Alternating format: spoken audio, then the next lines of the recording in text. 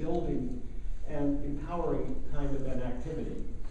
And because you just touched on it, I'd like to start with you, if you don't mind. I think it's critical that it's an ongoing, it's a relationship.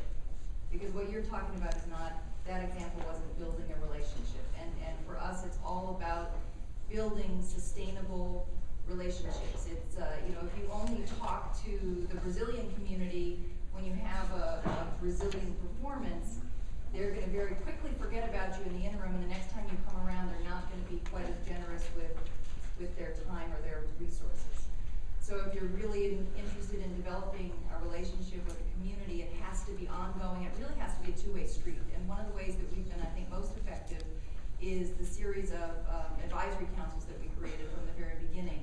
Ministers Advisory Council, Latino Advisory Council, Pride Council, Corporate Council, lots of councils.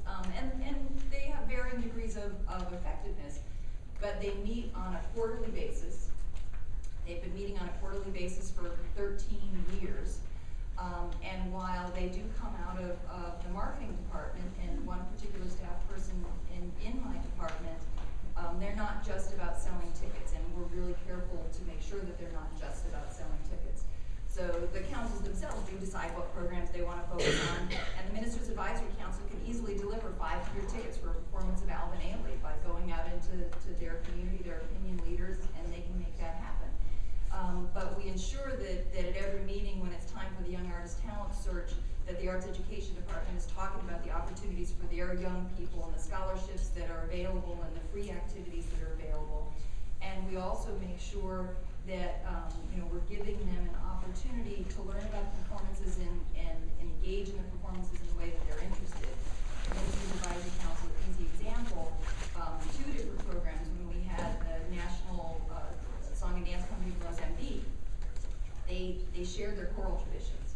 So the company came to one of the very large churches in Newark, and they were treated to good old-fashioned gospel. And then the Song and Dance Company shared their traditions. At the end, there was such a connection that the Advisory Council ended up raising money on their own, completely outside of NJPAC, to send to Mozambique, because they made that relationship on their own. And when we did the Color Purple this past December, and we said to the council, we'd really like to do some sort of activity in the churches to increase awareness, tell people that Color Purple is coming, ultimately sell tickets, which we did, but what do you think we should do? And they immediately said, Color Purple is all about the issues we deal with every day as ministers.